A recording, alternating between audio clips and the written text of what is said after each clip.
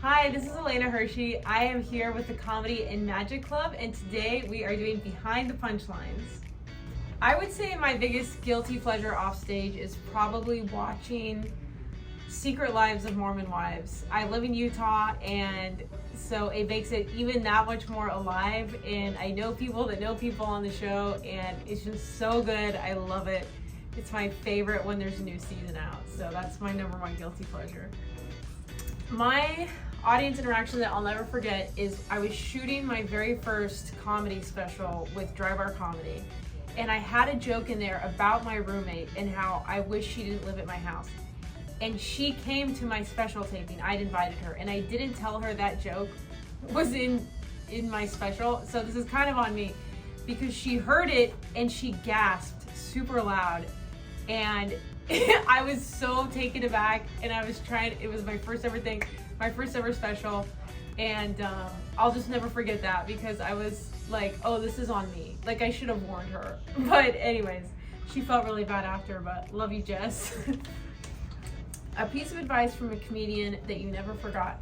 Okay, this is funny because this comedian probably doesn't even remember meeting me, but the week before I tried stand-up for the first time, I went and watched this comic, and his name's Michael Palisak. Hi, Michael. I don't know if you know me.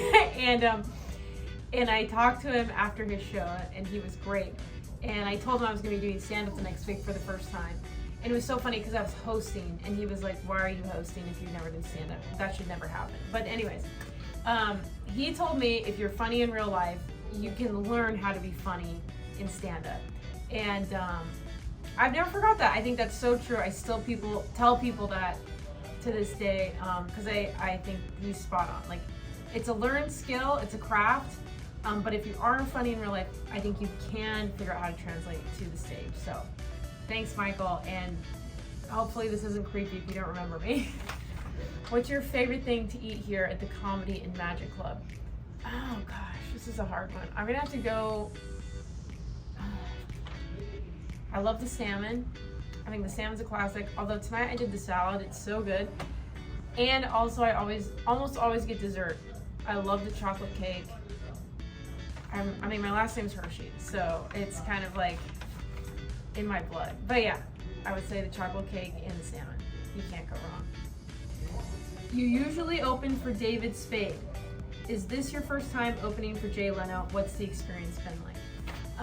Yes, that is true. I normally open for David Spade. We've been touring together for about a year, and this is my first time opening for Jay Leno, so I'm super excited. It's been a ton of fun. I mean, the Comedy Magic Club is the best. I love being here, and kind of no matter what the show is, it's fantastic. But Jay's obviously a legend. It was so fun to hang out with him in the green room and get a picture, and the audience was great, so it's gonna be 2 thumbs up from me. When and how did you start performing at the Comedy and Magic Club? So I started in the summer of 2025, and this is actually kind of a funny story. So David Spade was doing a show here, and he asked me if I wanted to come and be on it with him. And while we were at dinner, right before the show started, he goes, yeah, technically you're supposed to audition for this club, but I'm just gonna bring you, and so your set tonight will be your audition, and it'll be fine. And I was like sick. I was so nervous. I ran to the bathroom. I was so scared the rest of the night. And I was like, I wish he hadn't told me that. But anyway, so then we get to the club.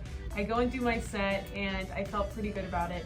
But not great, which is funny, but what are you gonna do? And anyways, and then later that night, the club, Richard emailed me and said, hey, we really liked your set. If you ever want to come back, let us know. So that's how I started. Kind of an unusual path, but I'm so glad because I love this club. Thanks for hanging out with me, you guys. You just watched Behind the Punchlines. We'll see you next time. Don't forget to subscribe.